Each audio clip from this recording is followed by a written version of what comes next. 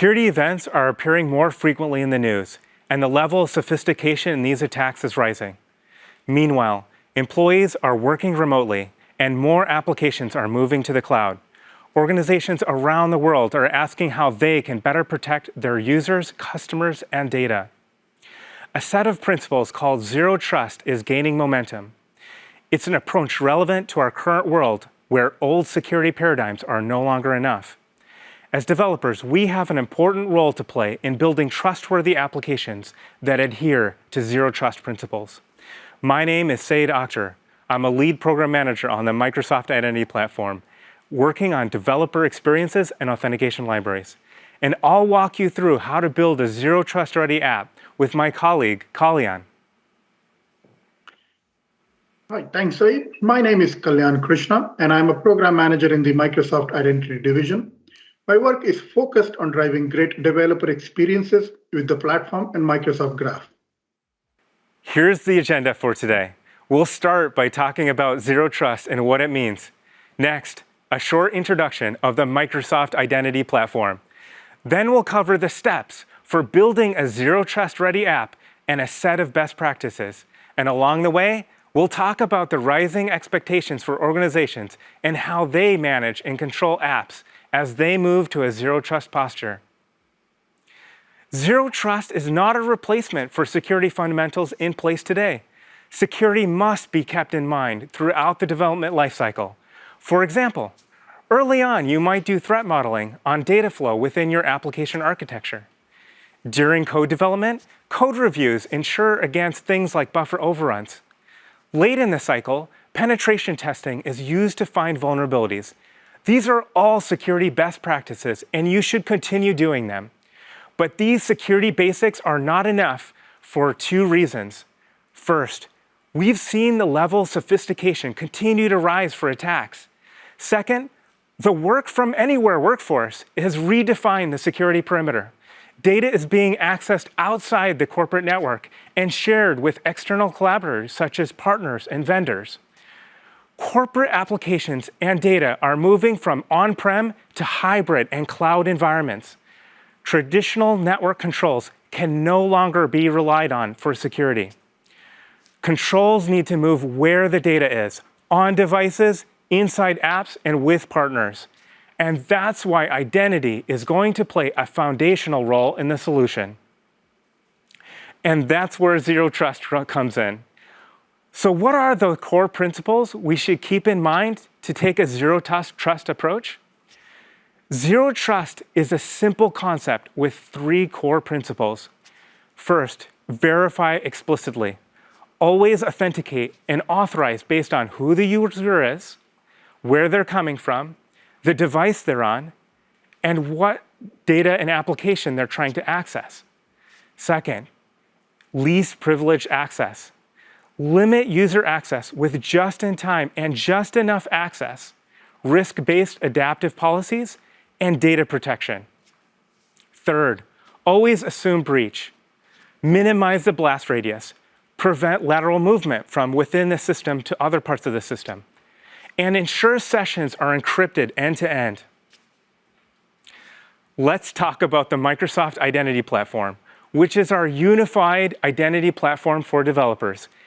It includes one portal to register all of your applications, one set of authentication libraries for building the web, mobile, and desktop apps with your favorite framework or programming language, one endpoint to sign in any Microsoft identity, which is standards compliant, allowing compatibility with third-party libraries, secure access to APIs from Microsoft Graph to Azure or your own protected web API. This gives you the ability to authenticate any Microsoft entity, including worker school accounts and personal accounts. Your application can also sign in external identities, including users from other organizations, social accounts like Facebook or Google, or sign up with just an email. And our platform supports industry standards. The Microsoft Identity Platform makes it easy to integrate identity into your application. Kalyan, can you give us a demo of the Microsoft Identity Platform? Thank you, Saeed, for the great intro to the principles of Zero Trust. and an introduction to the Microsoft Identity Platform. Implementing Zero Trust on your own could end up as a lot of work, but with the Microsoft authentication libraries and the provided tooling, we have made it easier for you to get started quickly and efficiently.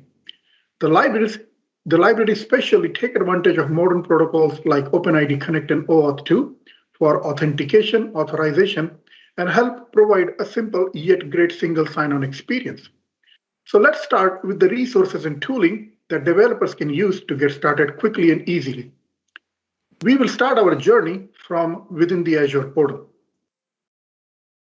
We go to the Azure portal and we click on the Azure Active Directory icon to reach the Microsoft Identity Platform. Here, as a developer, my journey will start from the app registration blade, where I will create a new app registration first. I give it a name of my liking and I register this application.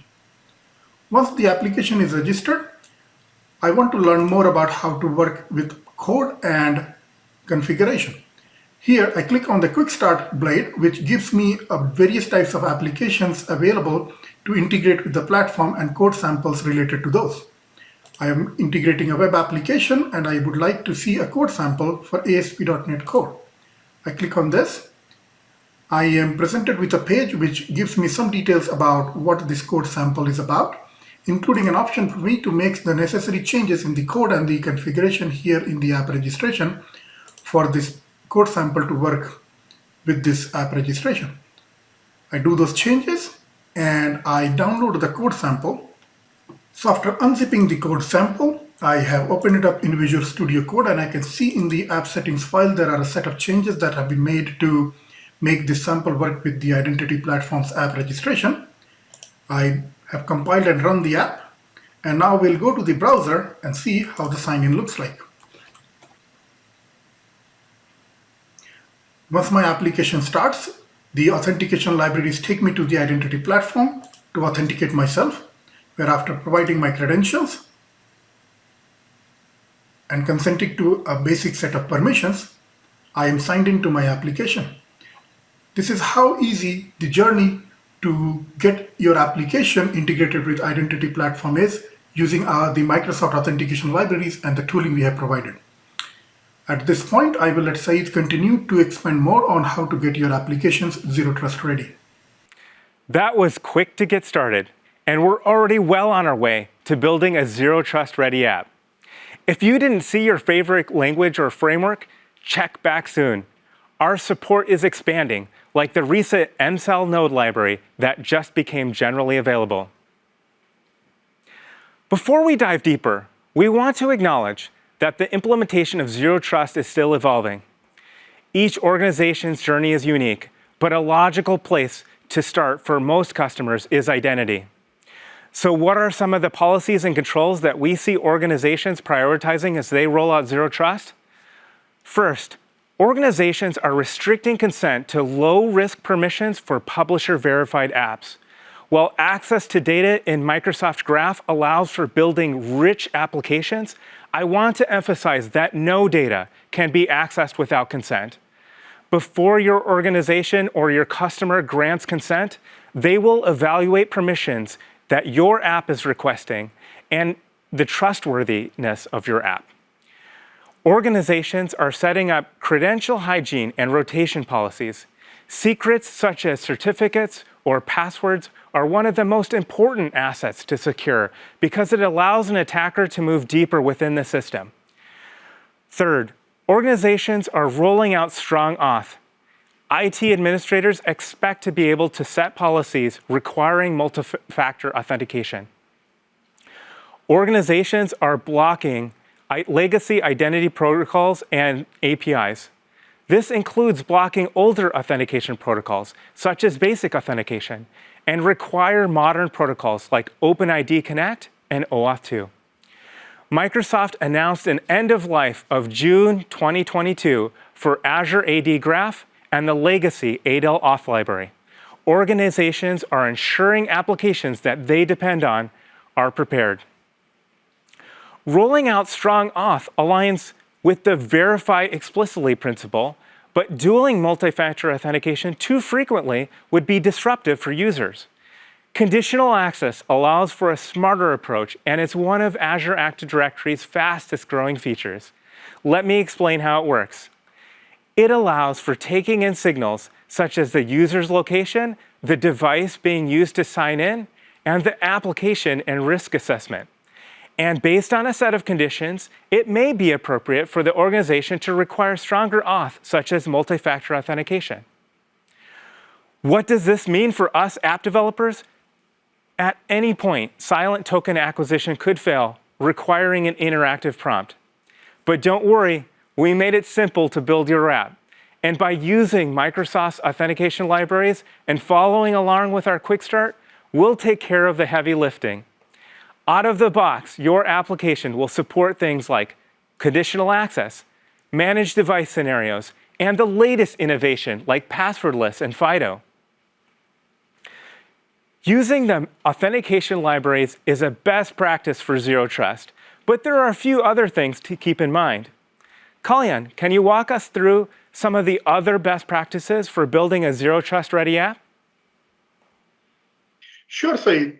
Once you have integrated authentication with the Microsoft Identity Platform in your app using the Microsoft Authentication libraries, you have successfully taken the first and one of the most important steps to enable your app for Zero Trust. Before we move on to discuss the other best practices, let's come back here and look at our demo application once more. This has been enhanced now to not just assign in the user, but also make a call on behalf of the signed in user to Microsoft Graph to fetch their profile and show it here, which is great. And one of the things that I had to do is to add what's called as a client secret into my configuration file. This is a secret that is generated in the app registration portal certificate and secret screen. You generate a secret here, place it, and then it is used by the Microsoft Authentication Library when getting an access token for Microsoft Graph. Now, one of the other principles of Zero Trust is to maintain what is referred to as credential hygiene, which essentially means that your application should not have any credentials in them. So how do we achieve that? To achieve that, we will make use of a service called Azure Key Vault. To enable keeping the credentials out of the code, we have deployed our application first on Azure, which allows us to move our credentials into a key vault. Azure Key Vault is a service which securely protects your secrets and certificates. Here we have added our secret in the Key Vault, and we are going to access this secret from our Azure App Service using something called as Managed Identity. So here are the various steps in the same order that you would follow. After deploying your application to Azure, you would click on the Identity blade and you will enable a system assigned managed identity. Once you have done that, you will be provided with an ID of this managed identity to which we now have to give access in Key Vault so that it can read the secret. To do so, you create an access policy. The access policy essentially gives read permissions or get permissions to the managed identity that my deployed web application has.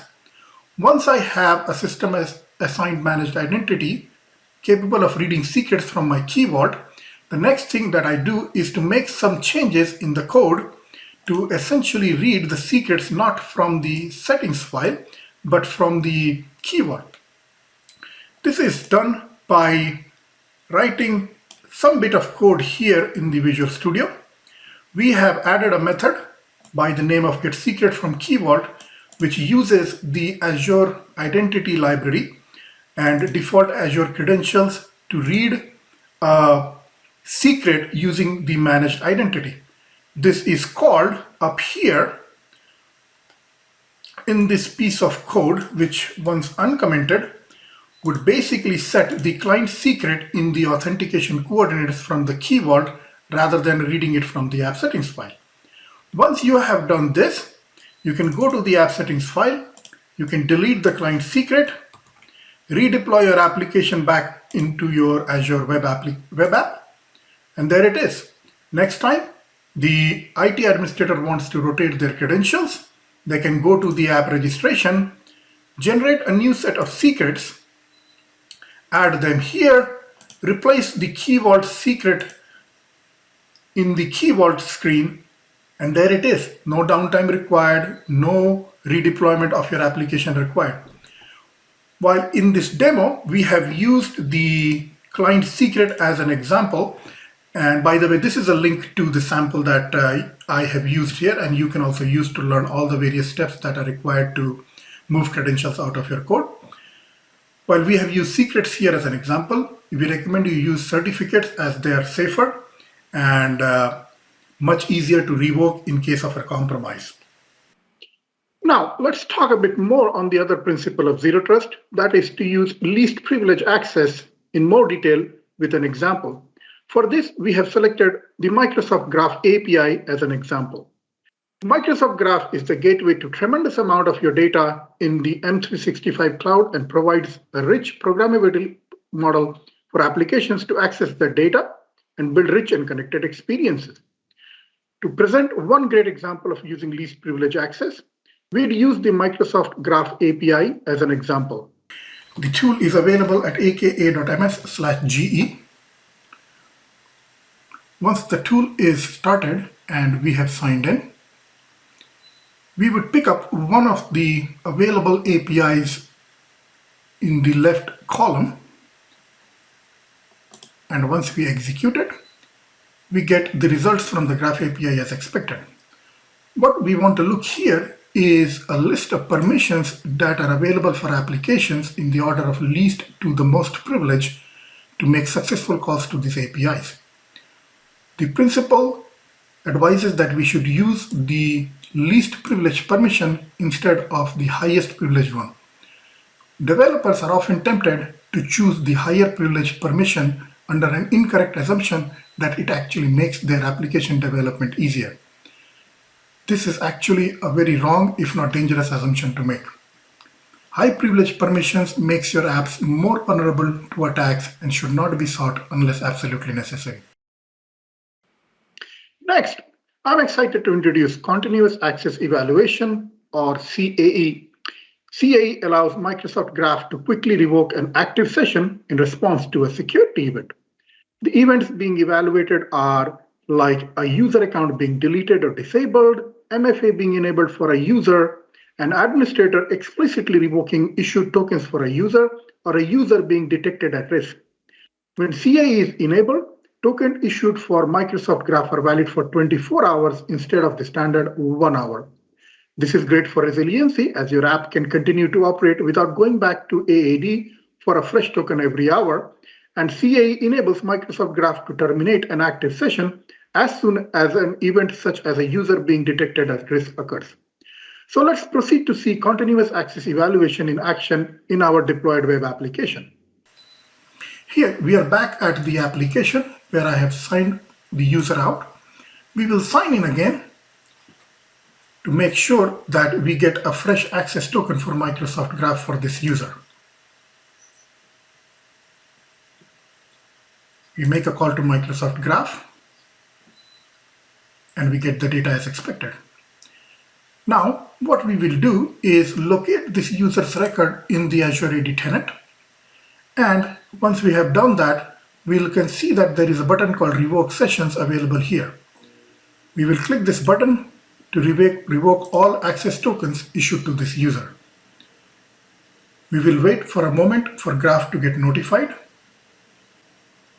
Now, when we go back to our application where we have just signed in, if I click on the profile button again, which behind the scenes makes calls to Microsoft Graph, the token has been rejected by Microsoft Graph, and the Microsoft authentication libraries have redirected the user back to Azure AD to get a fresh set of access tokens for Microsoft Graph. The user sign in again, and now the call to Microsoft Graph succeeds. The next one we wanted to share is about using app roles in your application. App roles help your application implement role-based authorization and security. Common examples of app roles are roles like administrators, readers, and contributors, which allow your application to restrict sensitive actions to users or groups assigned to a role. One great feature that applications using app roles get is the ability to use Azure AD's Privileged Identity Management, or PIM. PIM is a feature they can use with your app roles.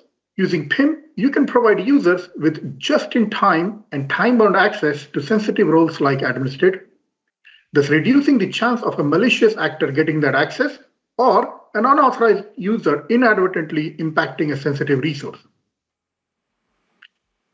And the final one we'll talk to you about is publisher verification. Publisher verification helps admins and end users understand the authenticity of applications. So if you are in the business of building and selling applications to Microsoft customers, do get yourself publisher verified to improve the confidence and security posture of your applications for customers.